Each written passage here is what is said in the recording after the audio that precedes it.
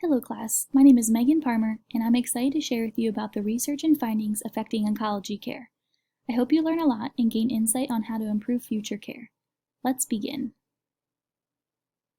The healthcare problem that has been personally encountered is an educational deficit in oncology patients, starting with their diagnosis and carrying out to long term. Education and learned knowledge is imperative to making the best decisions. Also, after one makes the decisions, knowledge decreases complications and pain while increasing one's comfort and quality of care. Berger et al., 2018. My rationale for this presentation is because of my passion for the millions of cancer patients and increasing their quality of care. My mother had breast cancer in 2015 and lacked information pertaining to long-term effects, expected complications, and how to manage one's care post-chemotherapy. I was also on oncology floor this summer, and many patients were educated about their treatment and diagnosis. However, many factors such as sexual health, what to expect if side effects happen, and how to decrease pain were always missed. I wanted to study this topic and see how oncology as a whole can improve their educational standard, increasing each patient's satisfaction, comfort, and emotional balance. The purpose of this presentation is to show evidence of how patients learn information more adequately when it is spaced out through their cancer journey, personalized to each individual, and having all topics discussed by the physician and team. As Berger et al. Stated, a well-informed patient is more satisfied with care, has a better sense of control over their situation, and reports a better quality of life. 2018. In Forrester and Blessing, PICO is explained as the population, intervention, comparison, and outcome. The PICO question for this research project is, compared to standard patient educational care, what is the impact of a patient education session on quality of life, needed information, communication, and emotional status for adult patients diagnosed with cancer? The population is patients in oncology struggling with cancers. The intervention is to create a new educational standard by having planned learning sessions to build on one's knowledge throughout their cancer journey. The comparison is based on cancer patients receiving the old standard of care versus the new educational sessions given throughout one's journey. The purposed outcome is to increase patient satisfaction, communication, and quality of life by decreasing their stress and misinformation. To get this outcome, comfort will be assessed through the Kawaba's Comfort Status Scale. Quality in life and communication will be assessed through the ERQ-QOL survey, and lastly, their emotional status will be assessed through the Hamilton Anxiety and Depression Scale. The search strategy databases that were used to obtain the sources were through the PA College Library. Once located, the database that was most crucial is called Launch Summon Discover Tool. This database allows the learner to search key topics and generate the specific timeline, peer-reviewed options, and content type. CINEL, Google Scholar, and Medline were collaborated with to gain some stepping stones. Google Scholar gave great insight on the available topics with oncology. However, Medline and CINEL were very limited and caused blocks in research. Key topics that were typed in on the Summon Discover tool were oncology, cancer patients, treatment and diagnosis, knowledge deficit, quality of life, disease understanding, oncology met needs, and chemotherapy and radiation. In order to determine which articles were relevant, looking at the introduction, methodology, results, and literature review were helpful. If the topic was discussed thoroughly or led to increased confusion, the article was dismissed. Reading results and purpose statements increased knowledge and helped see what the point of the article was. Having a preconceived topic did not allow for unnecessary articles and poorly proven methods. In determining the accountability and validity of each article, reading the researcher's point of view was helpful. Seeing what year and how long the process took, and seeing all the contributing factors helped the decision.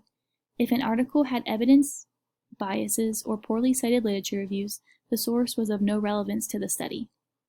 In finding quality references, at first it was a huge challenge. Many sources were closed and locked without access. This led to frustrations and hardships with finding sources, and increased anxiousness. Second, finding a topic that was interesting and simple was hard to come up with. Once the topic was created, sources were easier to investigate. And thirdly, finding resources that had laid their methods out in a concise and basic format was challenging. Many research articles were jumbled words and hard to decipher into the nursing process. In the end, many sources were found with relevant topics, research, and assessment surveys. Despite the challenges, learning the process of article hunting and screening for validity was very interesting.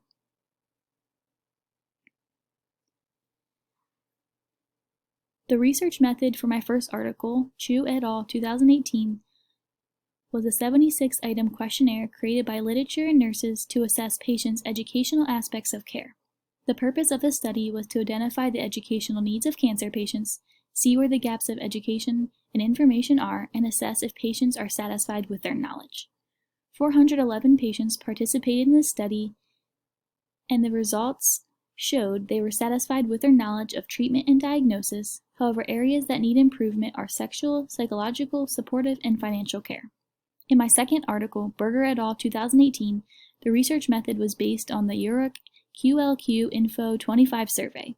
In this 25-question scale was given periodically 3 times after increased sessions of education. The purpose of this study was to assess patients' knowledge of their cancer and treatment plan and to compare it to their satisfaction. 98 either breast or prostate cancer patients participated in this study, and the results were that all patients grew their knowledge after 3 educational sessions, including the lowest baseline scores, and satisfaction of information grew from 53.6% to 73.5%. In my third article, Yu et al. 2017, the research was based on a control and observation group. The nursing education process intervened on one group to test if it can increase one's journey. 4 scales assess their comfort, quality of life, and emotional stature. The purpose of the study was to see and test if the predictive nursing education process can improve oncology patients' comfort, daily activities, satisfaction, and overall quality of life during treatments. 168 cancer patients participated in this study. The results proved that in the observation group post-process, all scale values were improved and their anxiety and depression scores decreased, meaning that the educational process can increase comfort, ADLs, and one's quality. In my fourth article, Coronado et al. 2017, the research was based on the EORTC QLQ C30 survey prior and 3 months post an educational conference of 8 hours of general sessions and 4 hours of breakout groups specific to their cancers.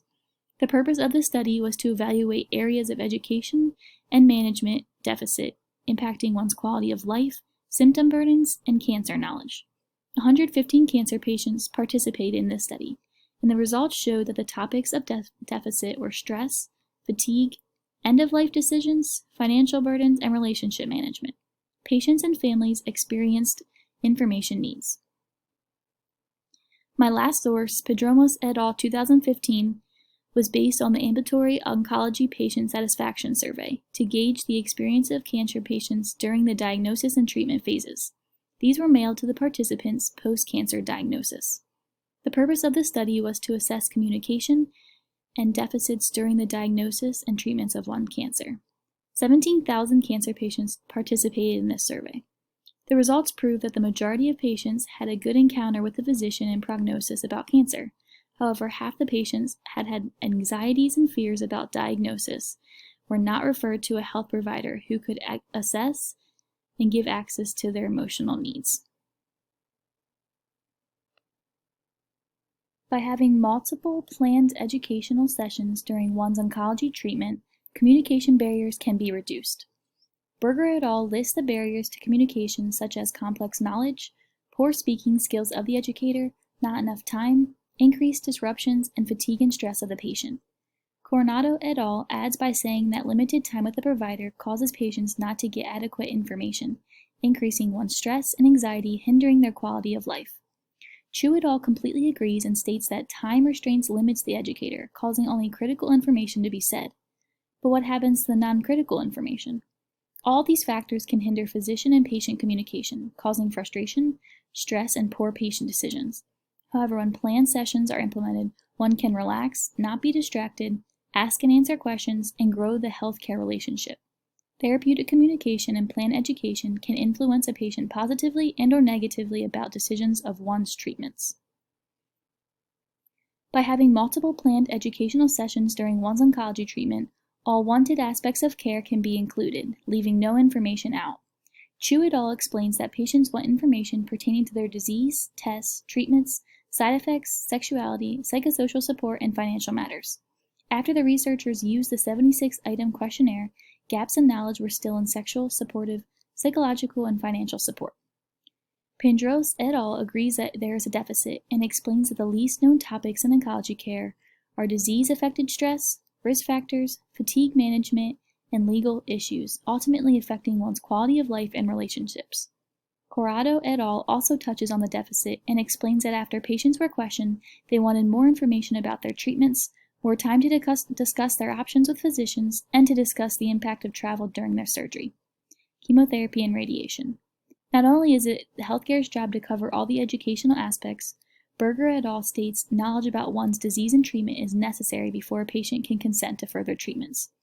Improving this research point, providing cancer patients with education, helps patients with decision-making, prepares them for treatments, helps them cope with adverse effects, reduces anxiety and depression, increases satisfaction with treatment, improves communication, and improves quality of life.